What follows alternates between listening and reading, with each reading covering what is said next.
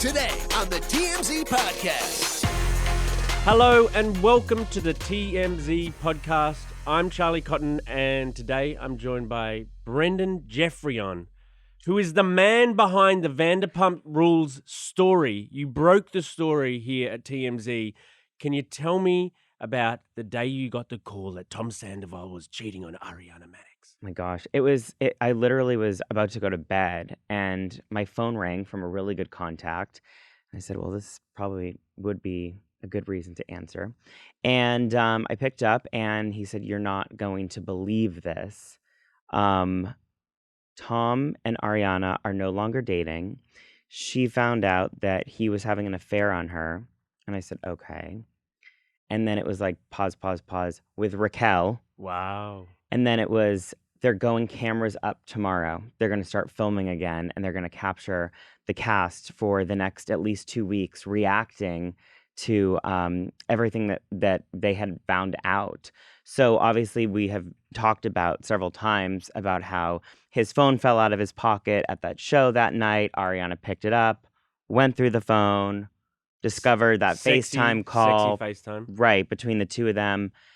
And yeah, that is when I got the call. The day after it was the day after that show, which I am kind of shocked that the story didn't break sooner, only because the cast was now, after that Wednesday show, was getting word of it. So all day Wednesday, somehow, nothing got out. And you have to think, I mean, this is a huge cast. This is a cast of 10 plus people. And nothing leaked out. And yeah, I just happened to get that call. And I came in Friday morning and I made 3 more calls and we published the story. I mean, it's so crazy. And here we are 3 months later, still heavily talking about it. Wow. Well, we're going to talk about the part 3 of the reunion today. And we're also going to talk about the biggest reality family, besides the Sandovals, are the Kardashians. The Kardashians all back together with the exes at a big graduation. Seemingly getting along well. Seemingly. So let's get into the reunion last night. It was bitter. Some of the things that Ariana said to Raquel were just like very, very mean. Like she deserved it, but they were very mean. Let's listen. Let's listen to one of the meanest things Ariana had to say about the cheese grater. I genuinely was coming from a place of, do you want to be in this relationship? Because I'm hearing The answer was what... yes, and you had already him at that point, so shut the up. Yourself with a cheese grater. You suck, you're disgusting, and I wish nothing but the worst that could ever happen to a person on you. The thing is like, we don't live our lives by logic. I can't. It's such a joke. There was no logic to this. Exactly. That's what I'm saying. Feelings took over. So that's pretty nasty stuff. I know that she deserves everything coming to her, Raquel, but the fact that she then went to like a mental health institute after this reunion, you can kind of see why. Why? And you know, I think a lot of people have been talking about this. I went down a rabbit hole last night on Twitter, kind of reading what people were saying. And obviously Raquel does not have many fans at all. But what kind of annoyed me about this reunion was I felt like, okay, this side was made up of Tom Sandoval, Tom Schwartz, and Raquel. The other side was Katie, Ariana, James, and Lala. This side was really coming for them, obviously, because of the wrongdoing. But I felt like they kept interrupting every time Sandoval and Raquel wanted to say their piece, explain themselves, give their side of the story. They were cut off by like shut up or F you or screw you or you're a moron. Yeah. I get it. That's how you feel. The whole purpose of a reunion is for people to be able to sit down and tell their side of the story and say why they did things. And I kind of felt at points Andy lost control of the reunion and they kept letting people like James and Lala interrupt. Wouldn't shut up. James would not shut up the entire time, and he didn't even really involve him. I know he's been with Raquel in the past, but it didn't really involve him like this particular incident, and he was just shouting swear words. And useless things. Useless, just like, I hate you, you fucking suck. Like, Right. Like you think you're going to get something finally out of Raquel, like maybe she's going to say something that's headline worthy or, you know, worthy of finding out the truth behind it or something. and they just weren't letting them. But then there was kind of a period, like more than halfway into the last night's episode, where they did kind of let her share her piece. But what I thought was interesting was she never got emotional. Like, she never cried. She kept saying how close she was to them and how awful she felt for betraying them and all of this, but she never got emotional. Like, Well, I she mean, never broke down. The thing that struck me when they're going through piece by piece all of the different things that happen, and when Raquel is talking to Ariana, having been intimate with her partner of nearly 10 years, it's almost like she's enjoying the lying at the time. And they're going to buy the lightning bolt necklace on camera. It's almost like the thrill of it is part of getting away with it behind their backs on camera. Like, it's like you're embarrassing them to the nation. It feels like that was part of the allure of the whole affair, that you're pulling the wool over someone's eyes in public. They were turned on by it, I think. I think so. So it'll be interesting to see if they're still turned on by it now that, everything has come out. And what's interesting is, there was also that scene where, Andy point blank asked them if they loved each other. They both admitted to, feeling like they were in love. Let's actually listen to them say it right now. We got a clip. Tom and I had this connection. I felt seen and heard by him, and I haven't Not by me? felt... Didn't feel seen or heard by me? No, actually, well, if I'm going to be Because I've been there honest- for you since James was being mean to you when you guys were together. I know, that's And I was true. the only person who That's saw true, or heard that's you true. then. Why couldn't you stop? Why did you have to keep going? It was almost impossible to turn away from. And You were in love. yeah, You're ugly. You're hideous. I know. You I are have rotten been. on the I know. inside. Are they in love, though? I don't know. I think it's a fling. I think it's, people are like, oh my God, they're meant for each other. They're I not don't going to be think so. together. I think it's exactly, actually, I will agree with Lala that she said this last night on the episode. She said he did this to Ariana, and he's going to do the same thing to you, Raquel. Mm. Once a cheater, always a cheater. I believe in it. So, it's fun while it lasted, but in the long run, she's burnt an entire group of friends. I truthfully do think that, a lot of the cast has been telling people that they don't want to film with Tom and Ariana, or Tom and Raquel when they come back for next season, which starts filming at the end of June. So it'll be interesting to see how they move forward, right? Because I get the cast being mad at Tom and Raquel, but also The show has never been bigger. right, and this is what's keeping the show on the air. It was going nowhere fast before this. The ratings were kind of getting lower and lower as the seasons went on, as we approached season 10. And then this happened and the ratings exploded, obviously. So how do you not film You have scenes to.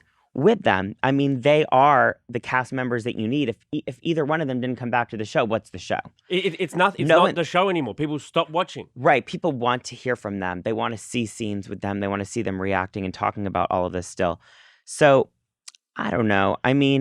They'll get paid. I don't- That's how they'll come back to the table. They'll like, we're going to double your salaries, everyone. Correct. Will you film with them now? Right. I think loosely they say it's love or they're in love, but I don't think so. No way. She's been in a mental health facility for several days. What sort weeks. of facility is that? Well, is she like in a straitjacket, or is she like in a circle with people No. saying, my name's Raquel, everyone, hi? I don't think so. I think it's a lot of like counseling and therapy. I've heard things that has a lot of also trauma apparently from her childhood. What that is, I don't know.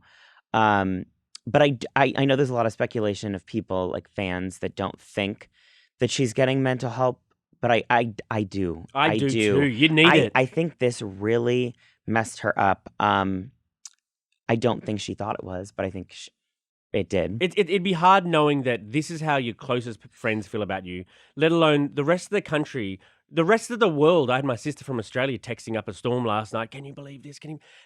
You're going to be always known as that woman who that home wrecker. Like, there's nothing she's going to do the rest of her life that's going to be a bigger, more global story than this. So that is holding on to that thought must be very hard, and would have to work through that. Man, It's a lot. It's a lot. Let's throw to one more clip actually, because after the reunion, Andy and Raquel, nearly a week later, had a sit down to discuss everything, and Raquel confessed even more. She exposed more of the lies that Sandoval and herself had been telling. So let's listen to the clip now. The second time was, it was actually during Mexico. I was in Mexico. Did you guys have sex multiple times in Mexico? Yeah.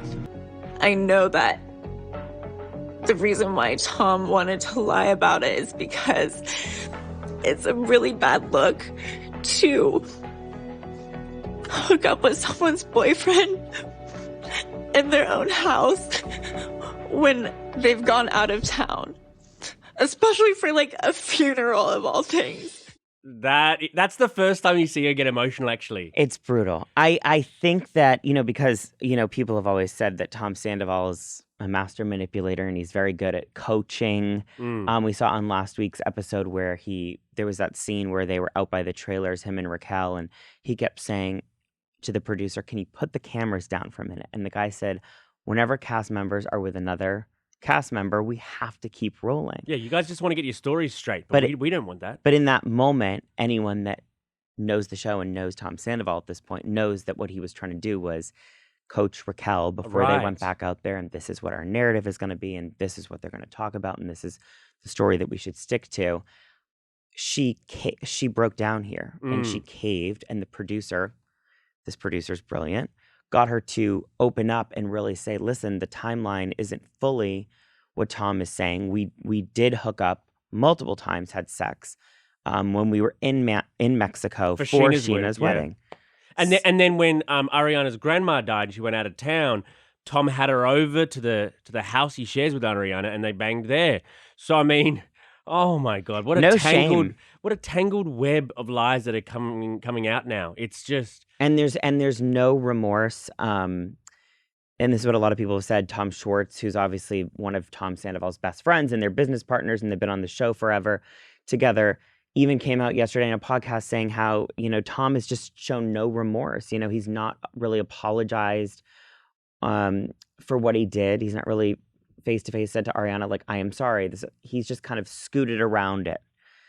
So I'm curious to see if we ever get an actual I'm sorry from Tom Sandoval. I mean, he did say sorry, but in his own way, I guess. In his own way, I guess. Yeah, and people just aren't accepting it or liking it. And this scandal is not even over. There's another unseen bits next week, so just stay tuned. I know. I thought I even forgot about that, and when I saw the promo last night, I was like, oh my gosh, we have a fourth week. We're not even done yet. Okay, I think we've spent enough time on this drama. We've given them enough. We've given them enough time. Until next week, we'll give them some more time. The Kardashians, the girls and their exes were all out at preschool graduation. So they're growing up. The kids are growing up. They are. Tristan Thompson was there to support True, his daughter with Khloe. Travis Scott was there to support Stormy, his daughter with Kylie. And Blac Chyna, or Angela White, as she likes to be known now, was there with Dream, the daughter she shares with Rob Kardashian. So it was interesting to see them all mingling around in the same place. Apparently Tristan and Khloe were very buddy-buddy. The others weren't seen talking too much. Yeah, no, I had spoken to someone who said that Chyna never interacted with any of the Kardashians. Kind of interesting where Rob was. I wonder why. I mean, we know that he doesn't really like to go out in public. But for your daughter, I know it's a little off. She only graduates preschool once as well, Like, and Travis Scott was there, but we were told that he didn't really interact with Kylie at all. He was, with their kid, obviously hanging out with the kid at one point, and then Kylie was over talking to the family. No Kim, no Kanye, no Kris. But still, I mean, a Kardashian family affair. I kind of feel like the Kardashians are getting less publicity than the Vanderpumps right now. I know. Well, it's the two biggest, families, so to speak, in reality TV right now, the Kardashians and the Sandovals. But the Sandovals are like, wow, like it's getting all the headlines. The Kardashians will be plotting something right now. They're always plotting something for that TV show. And, we were told that there was no like PDA or anything. I mean, they probably wouldn't put it on anyways at a preschool graduation. But there was the people that we spoke to that were there said they didn't get the inkling that Khloe and Tristan, were a couple at all. They acted very much like co-parents. And I know she said in a recent interview too, I think yesterday, that she's not with him and that she's learned to set her boundaries. So Co-parents all the way. What happens at a preschool graduation? Do you wear a gown, you go up on stage and get your like little preschool diploma? Like, what happens? Yeah, you throw your hats? they must give him something like cake or something to keep him happy, maybe. Right.